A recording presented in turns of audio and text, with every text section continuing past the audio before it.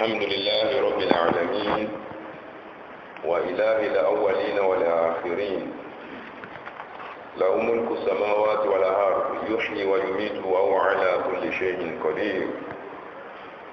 تبارك الذي نزل الفرقان على عبده ليكون للعالمين نذيرا الذي له ملك السماوات والأرض ولم يتخذ ولدا ولم يكن له شريك في الملك وخلق كل شيء فقدره تقديرا وصلاة الله وسلامه ورحمته وبركاته ورضوانه على صفوة خلقه وخاتم أنبيائه ورسله سيدنا ومولانا محمد صلى الله تعالى عليه وسلم وآله الطيبين الطاهرين وصحابته أجمعين ورحمة الله ومغفرته للتابعين والتابعين بإحسان إلى يوم الدين آمين. All praise, adoration, and glorification are due to nobody save Allah subhanahu wa ta'ala. We thank Him, we adore Him, we glorify Him, we Him His praises. Even though our adorations, our praises, our glorifications are nothing when compared to His majesty, they are nothing when compared to the numerous reports that He has bestowed on you and I. As Muslims, it is a must on us to be grateful to Allah. The major distinction between a Muslim and a non-Muslim is that one is grateful, i.e. the Muslim is very grateful to his Lord. The other one is not. Being grateful to Allah subhanahu wa ta'ala is not just by saying, I thank God, or Alhamdulillah with your mouth alone, with your lips, with your tongue alone. It is not so. Everything about you must be glorifying Allah subhanahu wa ta'ala for you to be a true servant of Allah, for you to be somebody who is grateful to Allah subhanahu wa ta'ala.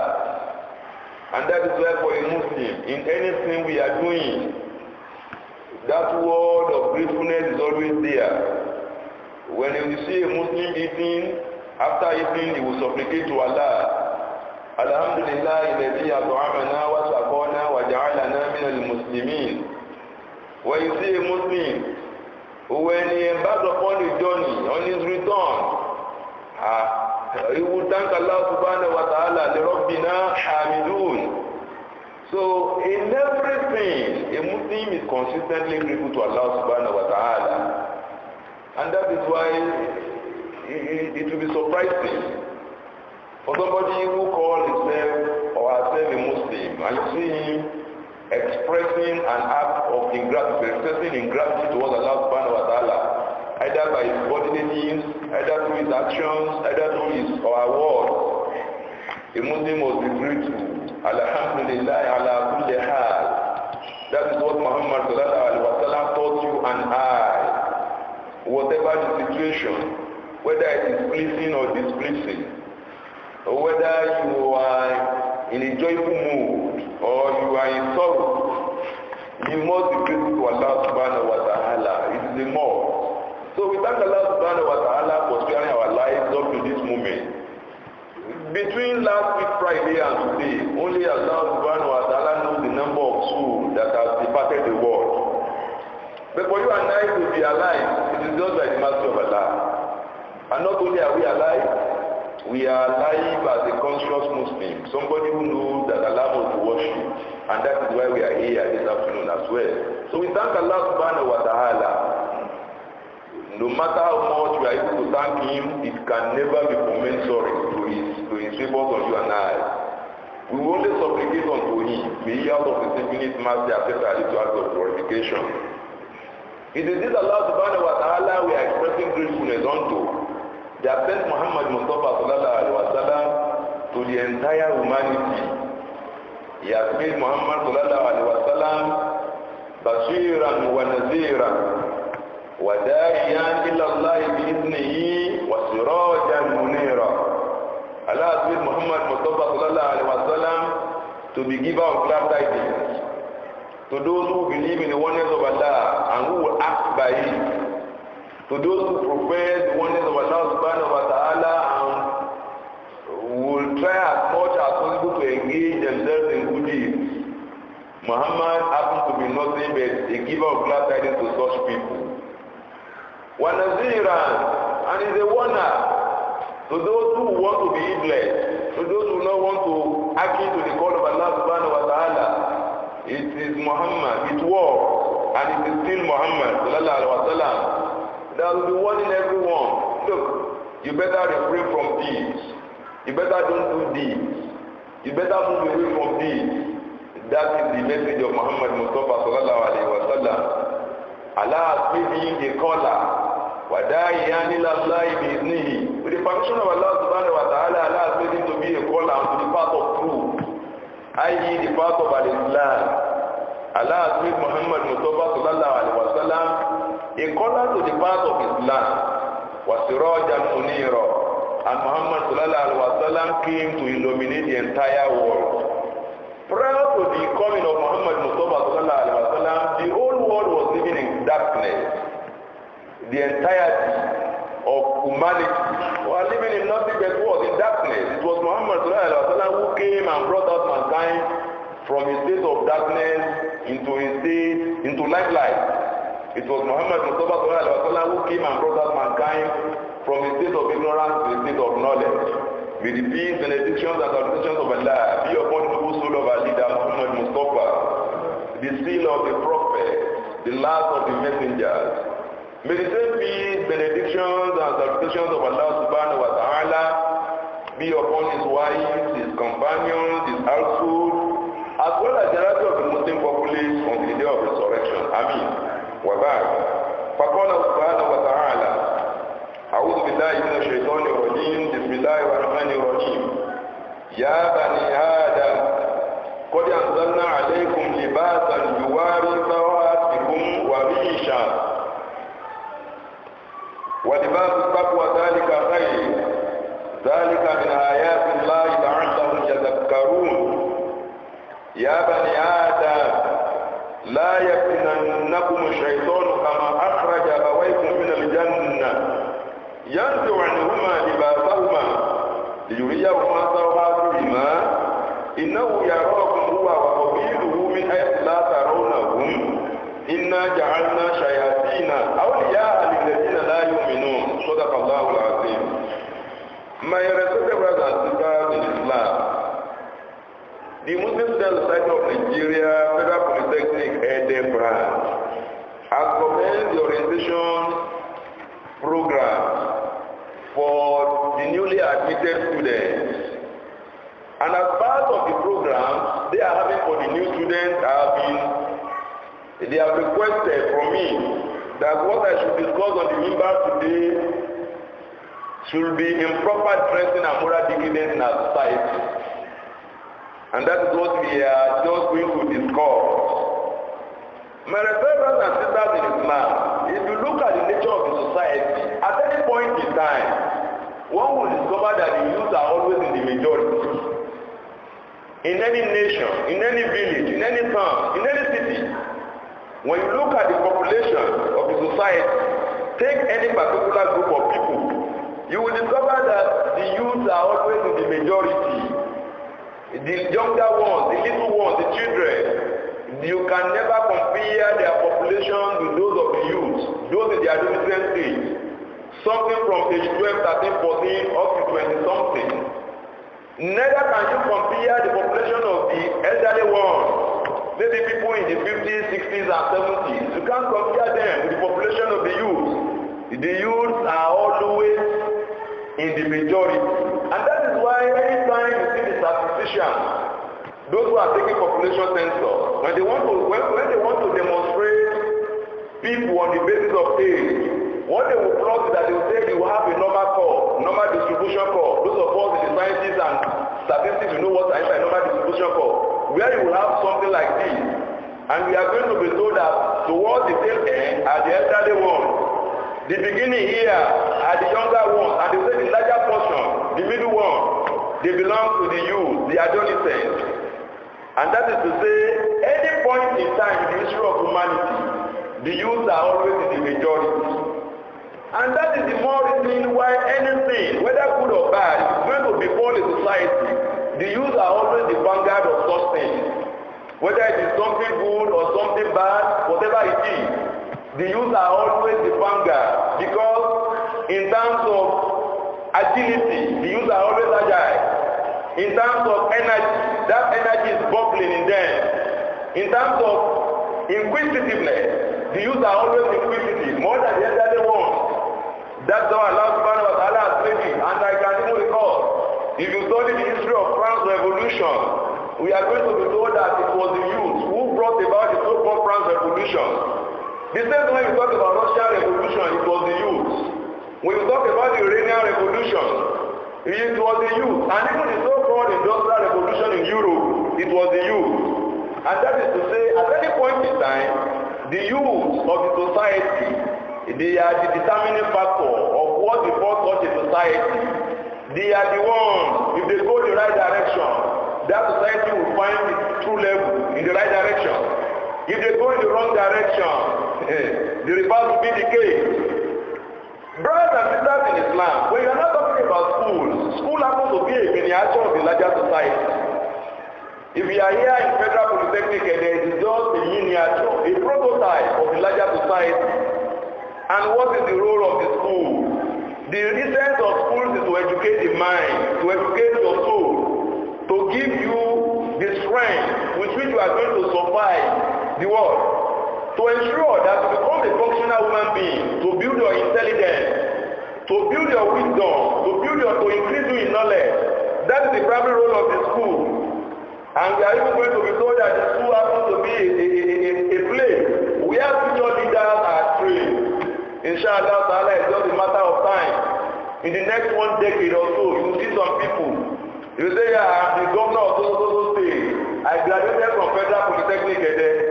I'm the managing director of so company. I graduated from Federal Polytechnic Ede in 19 something. I am this and that. I graduated from Federal Polytechnic Ede because the schools are where future leaders have been trained.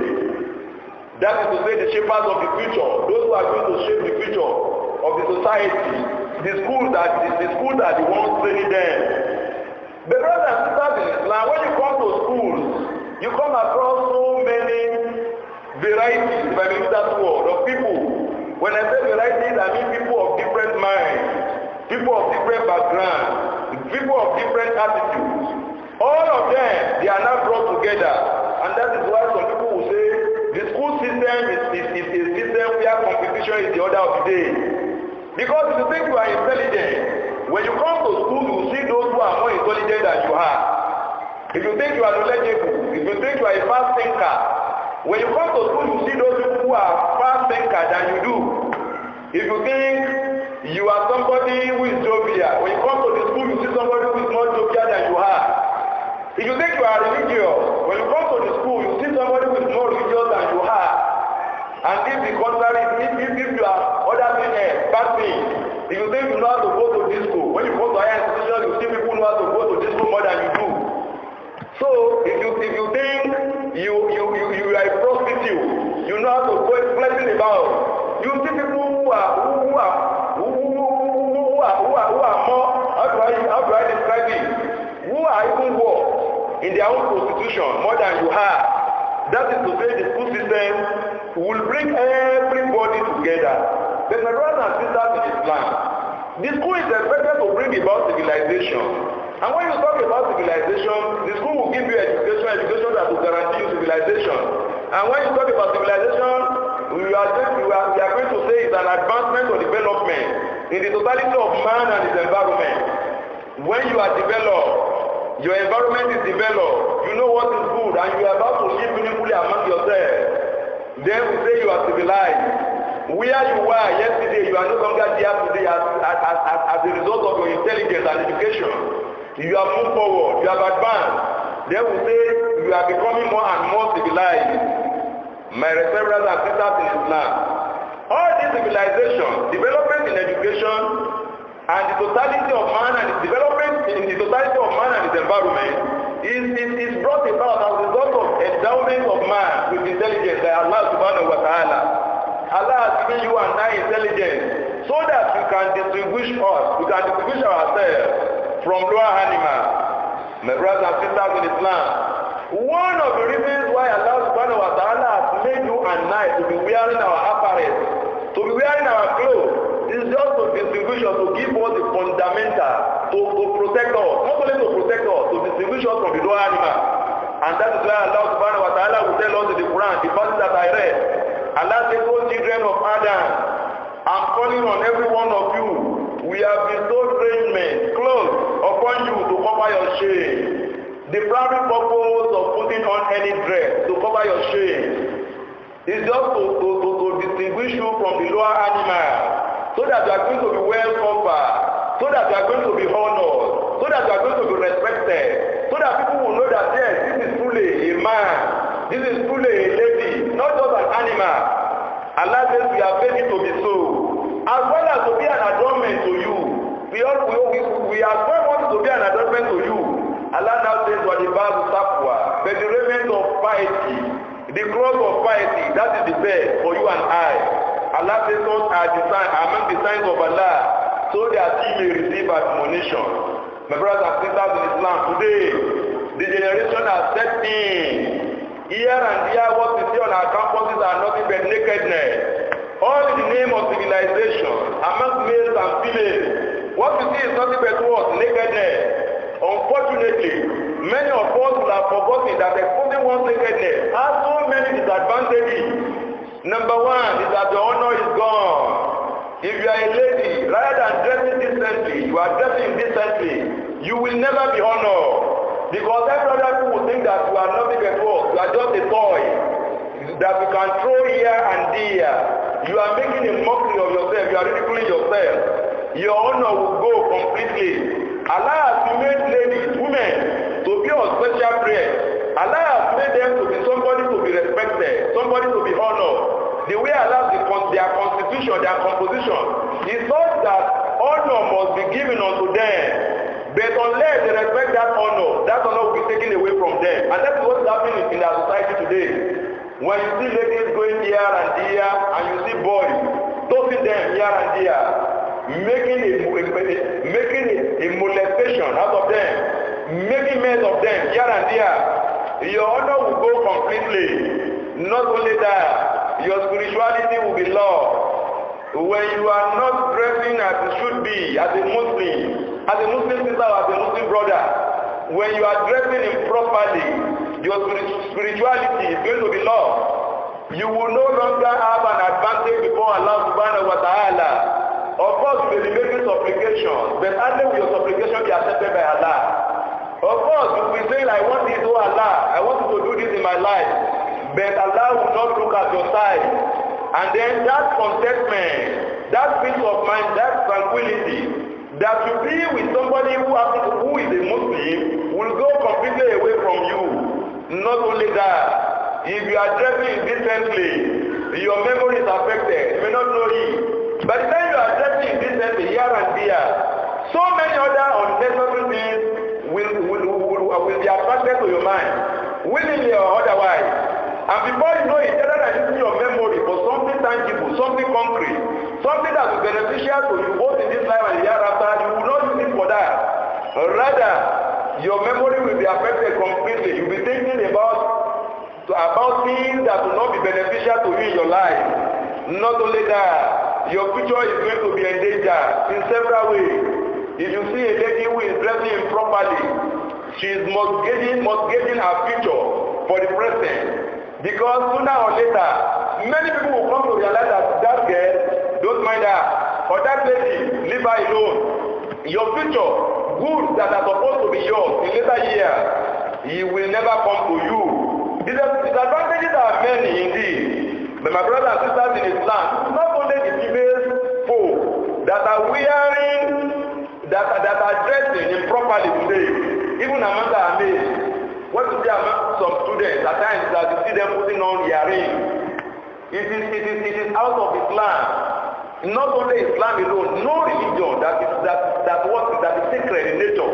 will ever permit a man to put on earrings. And you see some students as well, they put on tattered jeans that will be torn here and there. You see them putting it on, and they will think that what they are doing is that they are becoming civilized. Allah subhanahu wa ta'ala says, O ye children of Adam, do not be seduced by Satan. In the same manner as your parents, your forefathers, as you got your parents out of the garden, don't be carried away by the forms customs and victories of the institution. Don't be carried away by what other people are doing. As Muslims, you must be a Muslim to the core. As Muslims, you must know what Islam wants from you, and you must try as much as possible to live the life of a Muslim. My fellow brothers and sisters in Islam, let us try as much as possible to keep our faith. The only way you can keep your faith as Muslim today is to ensure that at all times you are always in the company of your Muslim brothers and sisters, learning one thing or the other from them, from the Quran. You are always in the mosque, attending to prayer, listening to sermons, trying as much as possible to implement the laws of Allah subhanahu wa ta'ala. It is only by doing that your world will be, your existence in this world will be meaningful. And on the day of resurrection, Allah subhanahu wa ta'ala is going to be pleased with you. We supplicate unto Allah, Rabbana atina fid dunya hasana wa fil akhirati hasana wa qina adhaban nar. Istaghfir rabbakum innahu kana ghaffara.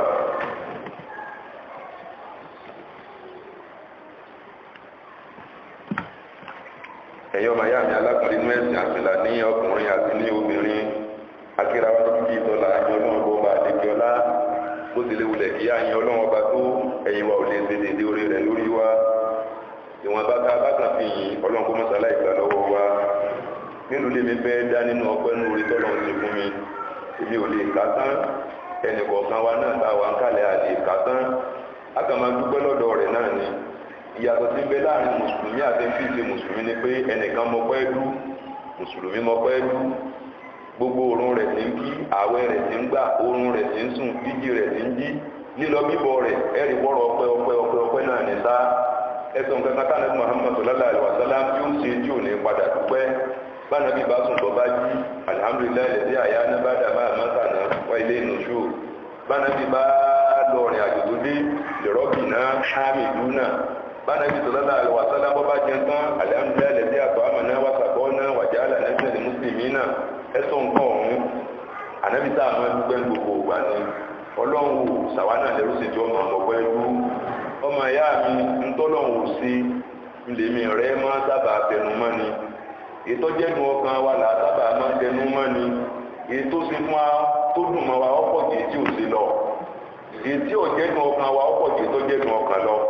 ṣùgbọ́n gẹ́gẹ́ bí ẹni rárá lọ́pọ̀lọpọ̀ ọgbà àìsábà tètè gbéra wa padà ní bẹ́ẹ̀ mi ní ti jókòó nu mọ́sálásí yìí ẹgbẹ̀lẹ́gbẹ̀ èèyàn bẹ láyé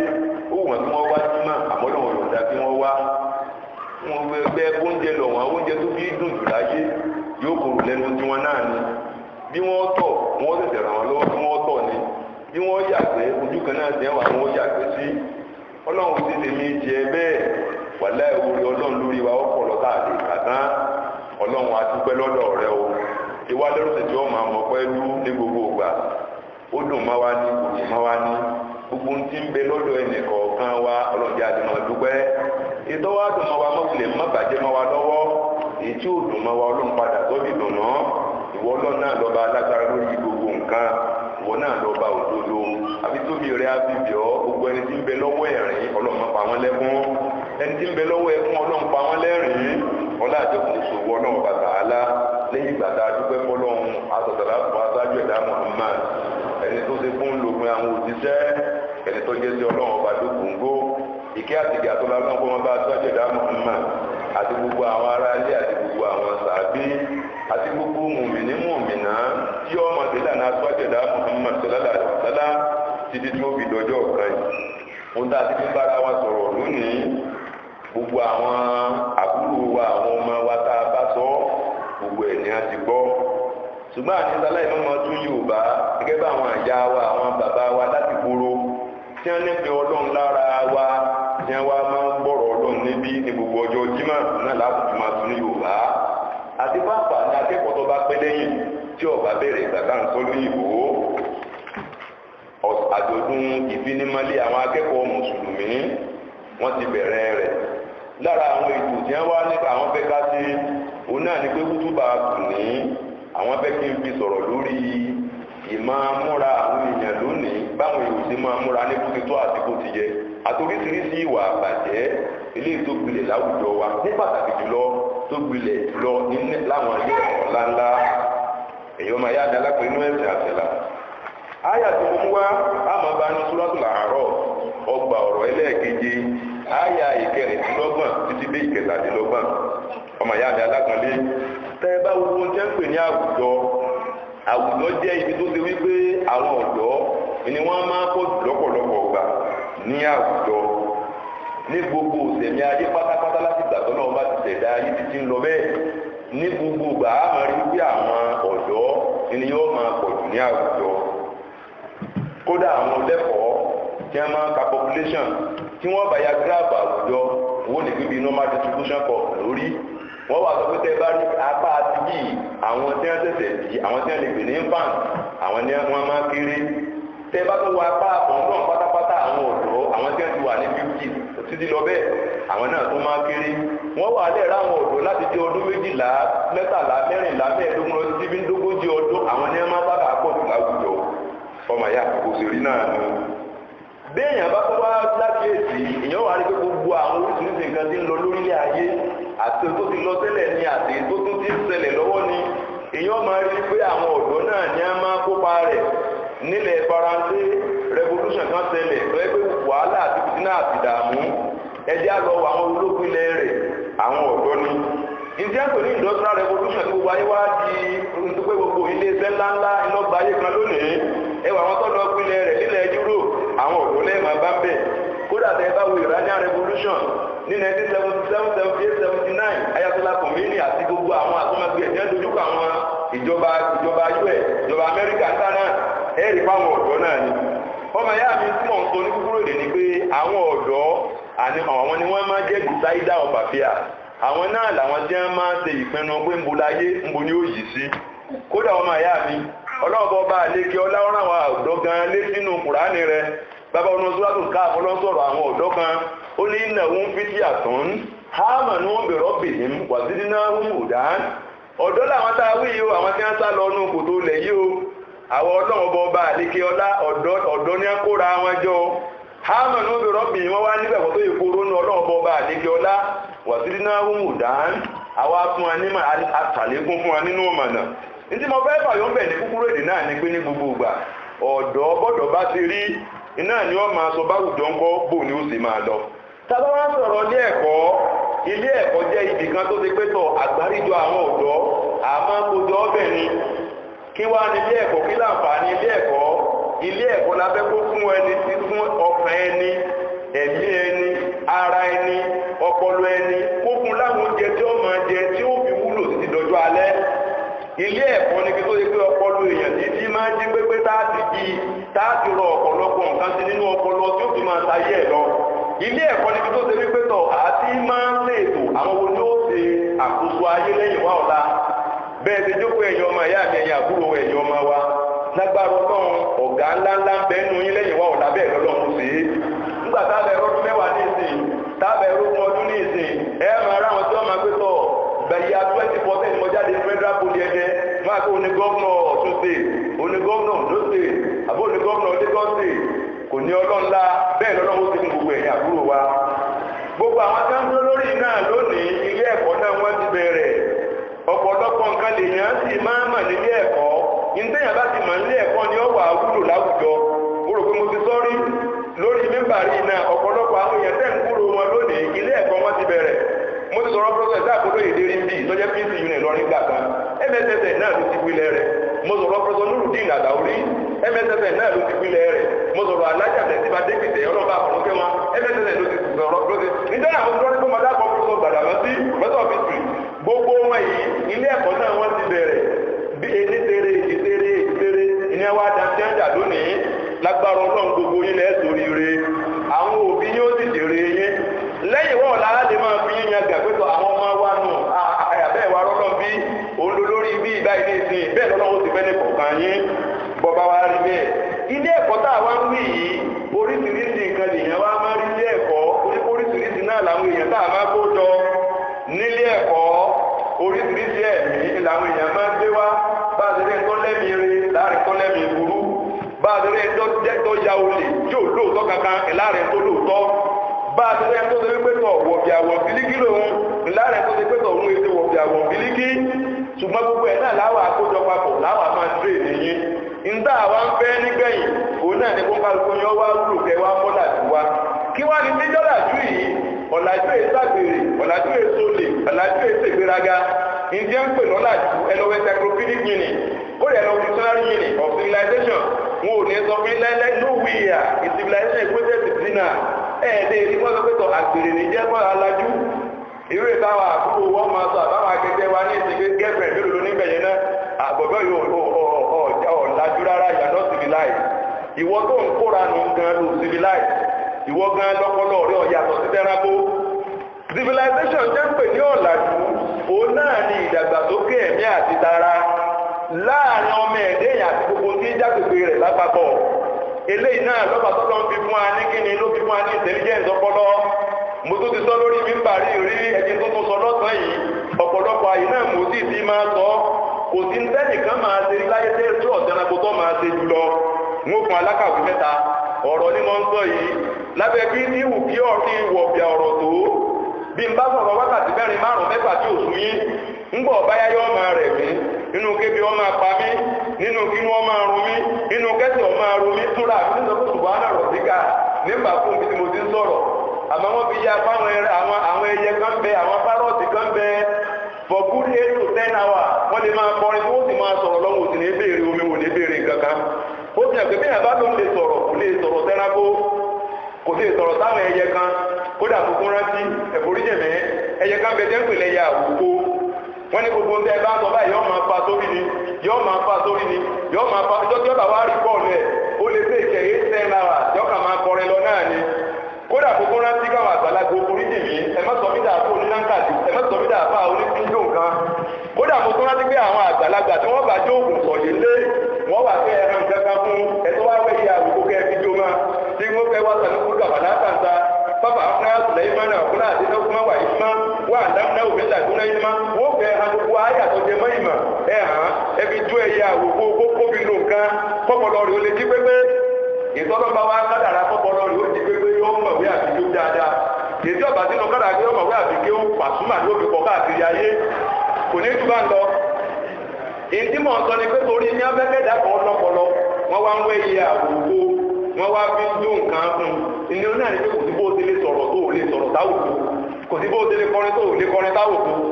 èmi ń sọ̀rọ̀ ẹ̀yin ń wò mí bó ti lè wulẹ̀ kojú ẹnì kọ̀ọ̀kan yẹn dáa tó ẹ lè rí ní kápẹ́tọ̀ gbogbo bí ní ìsè straight forth wá ní kò sí ilé kò sí nǹkan kan kò sí igi gbogbo ẹgbẹ́ yáwó kẹ́nìkan wá tó ń gé èsì bẹ́ẹ̀ kọ́ wá tó rí mi báyìí tí mò ń sọ̀rọ̀ sọ́pọ́sìkù kò rí mi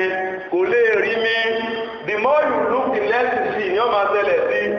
àmọ́ wọ́n sọ fún apá àwọn eagles kan bẹ àwọn species kan bẹ ẹni tí bá máa wà ní map planet wọ́n sọ pé for good 5 kilometers 10 kilometers tó bá ti jẹ́ straight forward táwọn ẹyẹ bá tó báyìí tó bá ti náwó báyìí eagle eye wọ́n ti kù lọ wọ́n ti rí ọ ẹyẹ ní jẹ́ bẹ́ẹ̀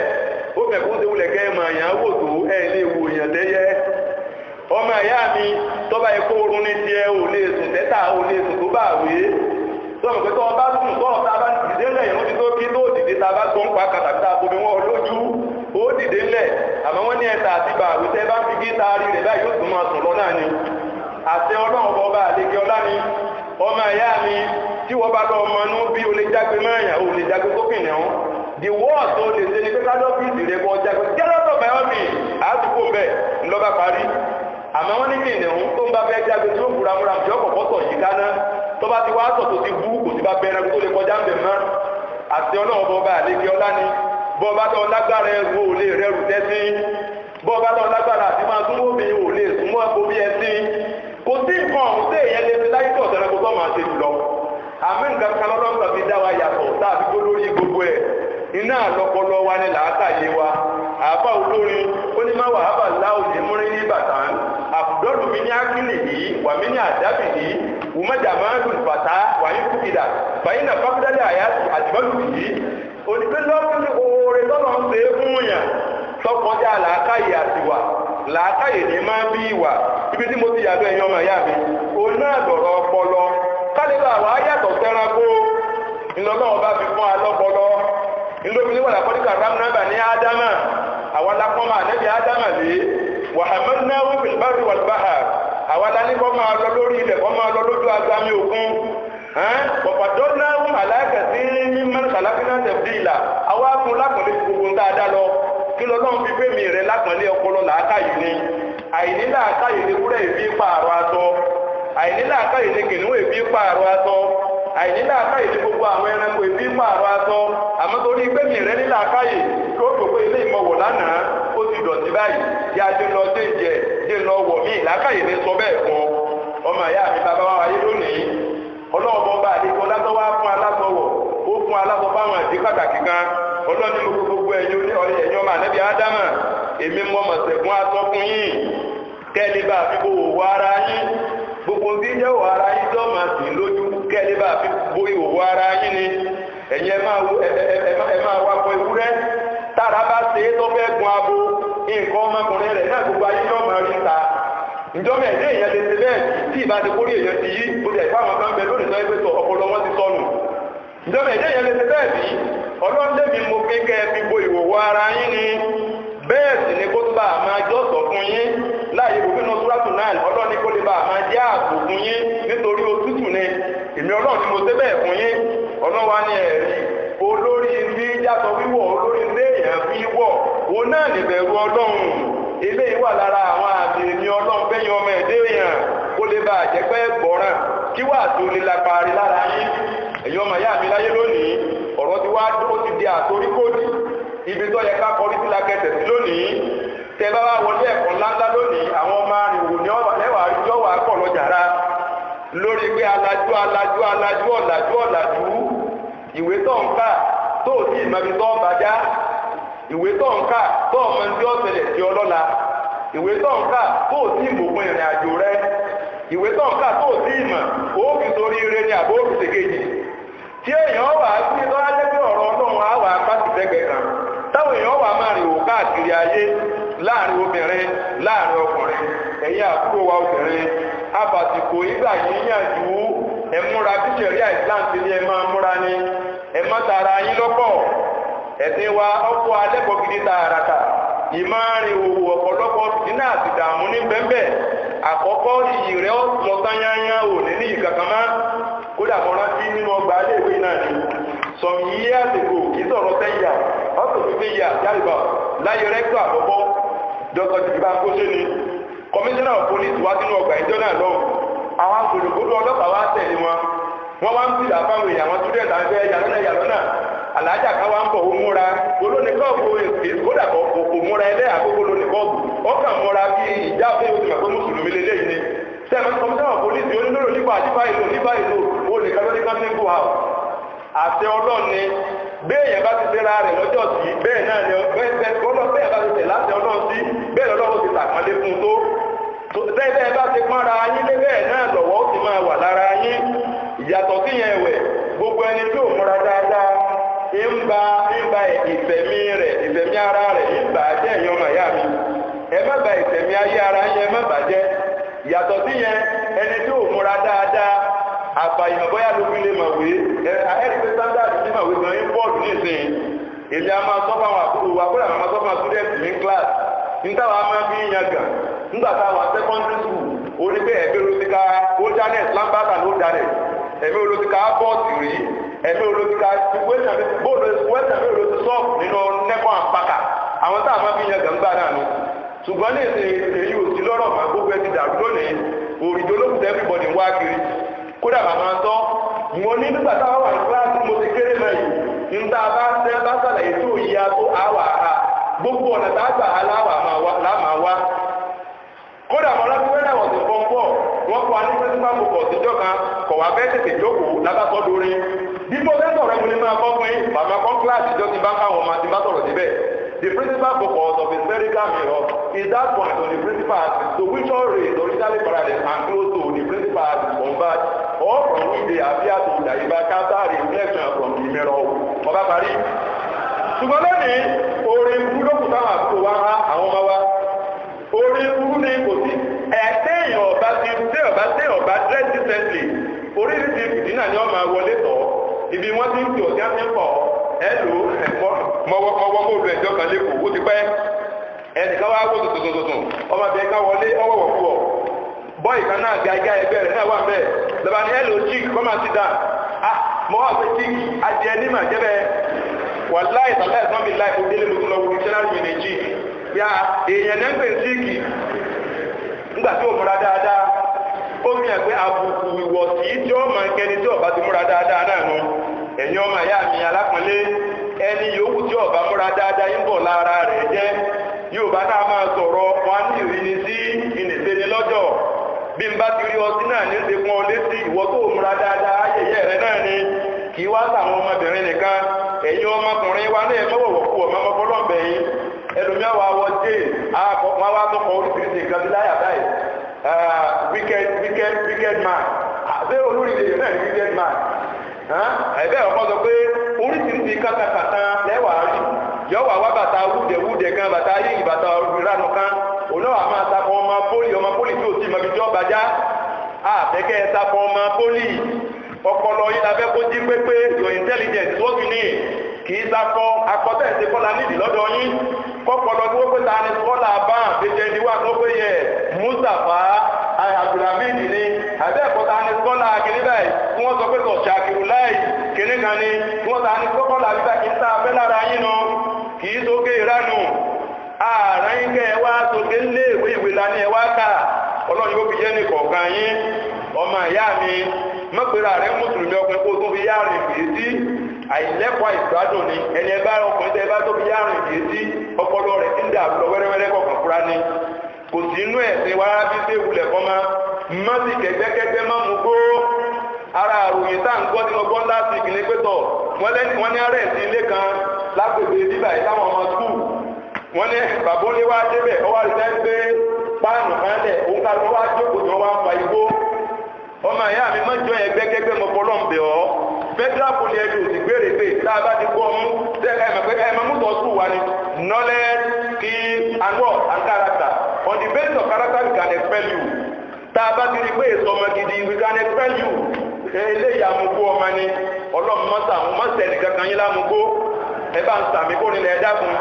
gbogbo àwọn ọmọ tó ẹgbẹ́ wà bàjẹ́ ìtọ́wá sodo sí lọ́dọ̀ ọlọ́ba yín ẹlẹ́mi padà ọlá àwùjọ wa rose àwùjọ wa ń plé wàlá ọkọ̀ sí ìṣe díẹ̀ àfi ká máa níbẹ̀ náà ẹ̀yin ọmọ ìyá mi alákùnrin mọ́ ẹ̀sìn àtìlà ìparí yáyà ọlọ́ni mo pé gbogbo ẹ̀yin ọmọ ànábì ádámà ẹ mọ́jà ṣe ta ní ọ̀sán yín o bó ṣe san bàbá ńlá yín àti ìyá ńlá yín bó ṣe sàn jáde kúrò lọ́gbà àgùrẹ́ náà tọ́wọ́ àtún á dẹni ìhòhò torí àṣetánì fẹ́ ń wo òun rí yín o olórí ọ̀tẹ́ èmi rẹ̀ làṣetán ẹ̀rí pé tọ̀tọ́lọ́ bá sọ̀rọ̀ nínú Kùránì a ní àlámà ájìlékún yábà ní ádámà ńlá tábùkún ṣẹ̀tọ́n ìnáwó làkún ẹ̀dúnwó òmì olórí ọ̀tẹ́ èmi rẹ̀ làṣetán oríṣiríṣi ọ̀nà tí sì máa gbà wá ìgbà mi ọkàn lára àwọn akẹgbẹ́ rẹ̀ ni tẹ́lẹ̀ náà bá sapọ̀ èmi náà lè sapọ̀ náà eléyìí ló ní girlfriend méjì èmi náà lè tíráìkì ní mẹ́ta kún ẹ̀sẹ̀ àtìtánì lọ́nu àbí bẹ́ẹ̀ kọ́ tẹ́lẹ̀ náà bá ń ṣe yànjá tí ń ṣeré kiri ayé tí ń sakọ èmi náà lè sakọ mùsùlùmí èsẹ̀ tí máa sakọ kí ní bẹ́ẹ̀ ní ayé tá máa sakọ nítorí pé tí ń dùn ọ̀nà lónìí ó lè dọ̀lá kó dìbà ń jẹ́ nítorí pé tí ayé ò no condition is permanent ní kùránì máa pé wálé ayé àkókò ní dáhùn wọ̀tẹ̀bí kú kàtíran ẹ máa ẹ̀rì wọn balẹ̀ rí ẹ̀rẹ̀lẹ̀ rí àwọn ẹni ọlọ́ngàn mọ́ lórí ilẹ̀ ọmọ ìyá mi ẹ̀sà pàṣẹ ìtọ́n ọlọ́run ní jẹ́ ká ṣe ìta ní ọ̀rá yìí lọ́dọ̀ wa ọlọ́run lẹ́ẹ̀rí àwọn aṣẹ̀yà tí àwọn ọmọ ogun èṣù àwọn lọ́rẹ́ àwọn aláìnígbàgbọ́ ẹnì kọ̀ọ̀kan wa ẹjá nígbàgbọ́ nú ọlọ́run ẹ̀yin àbúrò wa ẹ̀yin ọmọ wa ẹ̀já ti bó títú ẹ̀já ti bó jẹ ọlọ́run yóò kọ́ yín máa ṣe o àánú ọlọ́run àbọ̀ ọlọ́run yóò bá gbogbo yín gbé lágbára ọlọ́run ẹ̀kọ́ tẹ́ wá kọ́ ọlọ́run ó fi yé yín lágbára ọlọ́run nínú àánú ọlọ́run lọ́jọ́ tọ́lọ́sọ ọlọ́run àgbáríkọ́ wà pọ̀ nù máa yín lágbára ọlọ́run lẹ́yìn wọ́ọ̀la gbogbo yín ẹ̀jẹ̀ pride fún Islam ẹ̀jẹ̀ pride fún mọ̀lẹ́bí yín ẹ̀jẹ̀ pride fún àwùjọ wa lápapọ̀ lágbára ọlọ́run ẹ̀ wúlò fún gbogbo àwùjọ ọlá àjọ kan sọ náà ọba tààlà ìbádàá àwọn sákùn lónìí ìnàlá yẹn kúrò wal ihsan wa ita'i dhil qurba wa yanha 'anil fahsha'i wal munkari wal baghi ya'idukum la'allakum tadhakkarun ọlọ́run bá pàlá jà àwọn kankan o déédéé lọ́wọ́ oníkálukú wa ẹ̀já gbìyànjú àti ṣe déédéé ẹ̀yin akẹ́kọ̀ọ́ ara déédéé tó ṣe pẹ̀lú òbí ẹ̀dẹ́kọ́ lọ kíláàsì lásìkò mọ̀fọ́lọ́m̀bẹ̀ ọ́ mọ́rò pé pólì ẹ̀dẹ́dà ti skúsà àti tó ti o pé òbílẹ̀ mi máa ń gbèdé kàwé ọ̀sán mọ̀ wọ́n má kàwé ọ̀sán mọ́lọ kíláàsì lọ́wọ́ pé continuous assessment wà níjọ́ tó bá ti mí ti continuous assessment kò tí ń fèdè lọ wẹ́rẹ́wẹ́rẹ́ náà nù díẹ̀díẹ̀ nìyẹn páàsì ní pólì àti institution generally díẹ̀díẹ̀ náà nìyẹn sì máa fèdè ara dídì rẹ̀ ní kọ́ wá lọ kíláàsì lásìkò ẹwà ní kí wọ́n ń kọ́ tí exam bá kó 2 weeks ní máa ka gbogbo ẹ̀kọ́ ọ̀ wá lọ kíláàsì ó ti dédé pẹ̀lú òbí ẹnu kí òbí ẹlòmí ò tó rówó léèwé san wà láì wọ́n yàn fún báyìí mẹ́kọ̀ọ́ wọ́wọ́ gbọ́ mọ́kọ́lọ́mbẹ̀ ọ́ kóbi ẹlòmí ò tó ọmọ mi ọ̀sá gbọdọ̀ mọ́kàwé kọ́sá nìláárí kọ́sá yanjú káwá gbọ́kọ́ mọ ọ̀hún wọ́n wá kó lé lórí náà wá dé léèwé pọ̀ lọ kíláàsì mọ́kọ́lọ́mbẹ̀ ó máa lọ kíláàsì déédéé o ara déédéé tọ́lọ́ sì ń fẹ́ lọ́dọ̀ rẹ̀ ìwà akẹ́kọ̀ọ́ farabalẹ̀ gan ti tíjà rẹ̀ ń kọ́ nǹkan ọmọ ti tún lò pé tíjà yẹn gan ọmọ wọn gbà pé ó máa kọ́ yín òní ẹ̀kọ́ ọmọ wa yìí ọbẹ̀ tà kí n lọ wá gbé kan kí n kà fúnra mi ọmọ wọn ní ọkọ ọmọ kọ ọmọ ẹ̀ ọ̀gá rẹ̀ léde ọ farabalẹ̀ ọ gbọ́n tó bẹ́ẹ̀ wí ó béèrè béèrè bí ọba ti tọ́ béèyàn ṣe é sínú ara kọ wá ti déédéé nu assignment ti ń fún ọ sí lásìkò tutorial ti ń fọ́ọ̀mù ẹ máa lọ kọ́ lásìkò ara déédéé nu kò sí déédéé pẹ̀lú bàbá rẹ̀ ń tó sanwó léèwé kò sí déédéé pẹ̀lú ìyá rẹ̀ nu tọ́kàn rẹ̀ ti wà lókè tó ọmọ tèmi náà bẹ́ẹ̀ ń pólì ọlọ́njọ́ jáde ayọ̀ kọ́nà wọn jẹ́ gbogbo yín wọ́n jẹ́ dùnú fáwọn òbí yẹn àwa náà ọlọ́run tó wá dùnú fáwọn òbí wa àwọn ọmọ tó wá náà ọlọ́run tó wá dùnú fún wa wọn láàjọ kan tuntun ọlọ́run wọn lè ṣe dáadáa lọ́wọ́ wa o gbogbo ẹ̀yin akẹ́kọ̀ọ́ ti jẹ́ dáadáa ní fún ọmọ tó mùsùlùmí ni ọ́ gbogbo wọn dáadáa tí wọ́n máa ti nílé ìwé òun wọ́n gbàgbé ẹ̀ the so called western education wà yá àfikàn ní máa sọ á ní yóò akíá it and you see it á ní wàá gbogbo tí wọ́n máa kọ́ lè wọ́ wàá gbọ́ ọkọ̀ ọwà sílẹ̀ ọjọ́ bí ìgbà téèyàn gbé òbí wa tọ́wọ́ fi àjọjọ́ tẹ̀ ń pè tó dáa ní ọwà sáàdì èdè ọ̀dà ìlú ọjà fẹ́ràn jẹ́ gbogbo nǹkan ọba nílé ìwé èdè ọ̀bá dá ọ sọnù ìtọ́da lọ́wọ́ àfúnmára wàyí bẹ́ẹ̀ sì kúrìbà àwọn mọ̀lẹ́bí rẹ jáde dáadáa pẹ̀lú wọn o akẹ́kọ̀ọ́ mọ́tò ti wáyà institution bàbá rẹ ọ̀kàwé ìyá rẹ ọ̀kàwé bọ̀dá rẹ náà kà ọwọ́ ní pẹ́tọ̀ ẹ̀ àwọn ìlítírèsì èmi ìfẹ́ bá wọ́n sọ̀rọ̀ ìwọ́n lẹ́ ìwọ lítírèsì ìwọ́n máa ń lẹ akọ̀wé kọ̀wúrà àlùbáríkà tí wọ́n tọ̀ nǹkan nù ibi kó orílẹ̀-èdè mẹ́rin tí ọ̀pọ̀ gan ibẹ̀ làlùbáríkà ó ti wọ̀ ibi kọ́ họ́ǹgù ara rẹ wílítì kọ́ họ́ǹgù ara gbogbo tó rí ọmọ kó kọ́ wá ìyá apá rẹ kọ́ rẹ̀ lẹ̀ fẹ́ntì ọ̀mà kó mix mọ́ kọ́ gbà pé èèyàn làwọn náà kọ́ gbà opportunity lásán ló ní opportunity wọn ni wọn ẹlòmíì ò ní òun náà bá kàwé so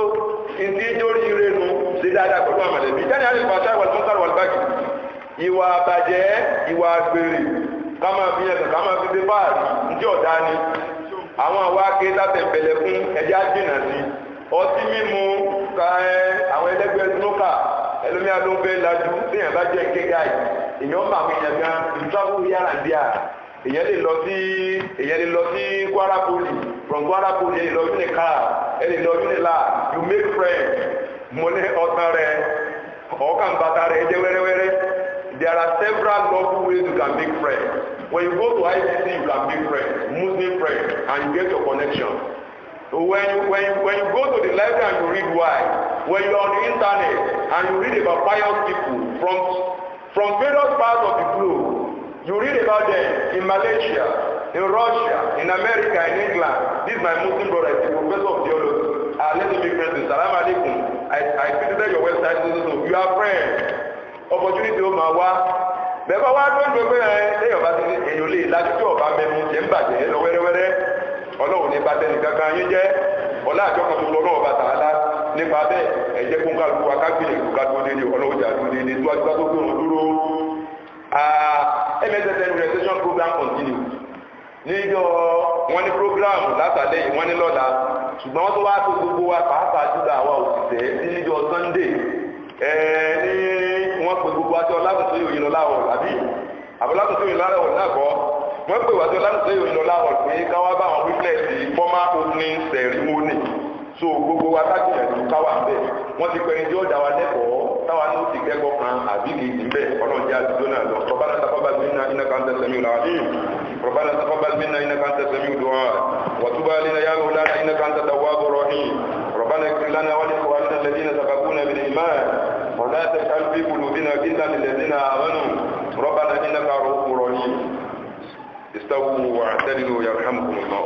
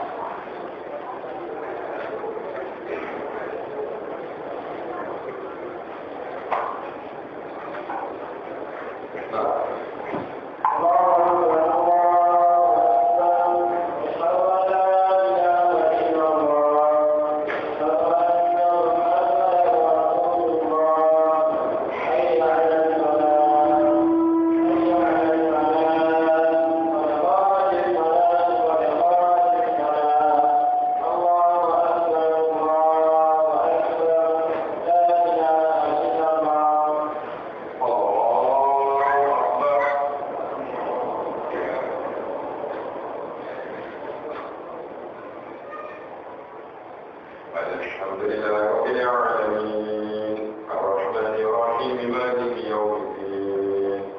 إياك نعبد وإياك نستعين اهدنا الصراط المستقيم صراط الذين أنعمت عليهم غير المغضوب عليهم ولا الضالين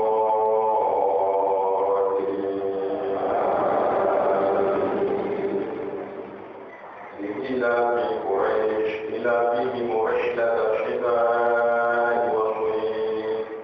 فليعبدوا رب هذا البيت الذي أطعمهم من جوع وآمنهم من خوف الله أكبر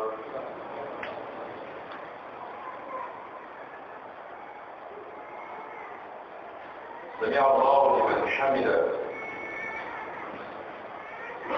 الله أكبر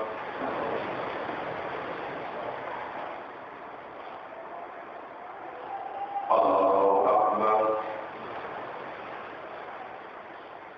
الله أكبر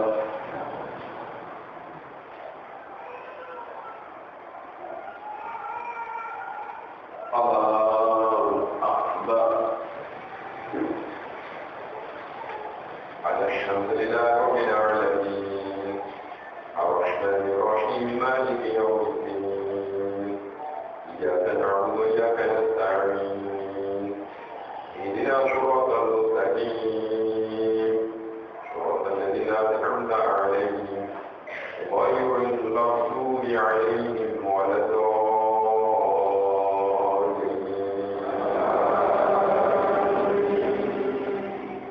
إذا جاء نصر الله والفتح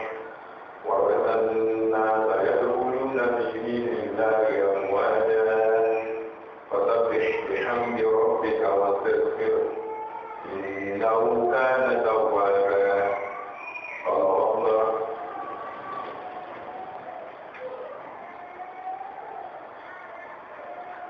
سمع الله لمن حمده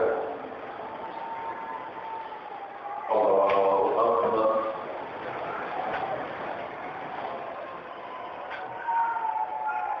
الله أكبر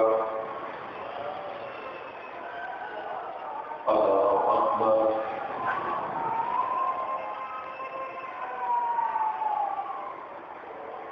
الله أكبر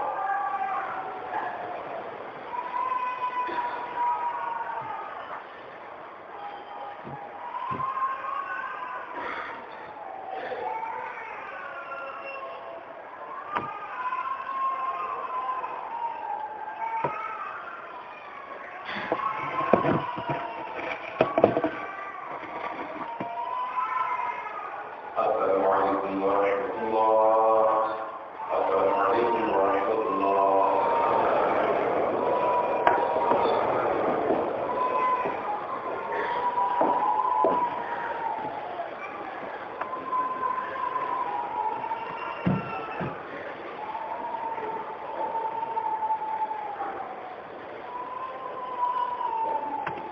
صلوا على النبي الكريم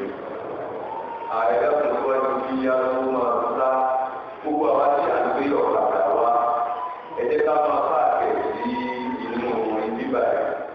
àwọn tí kò lóògùn máa ṣe àwòrán ìgbésí náà security máa wà bẹ́ẹ̀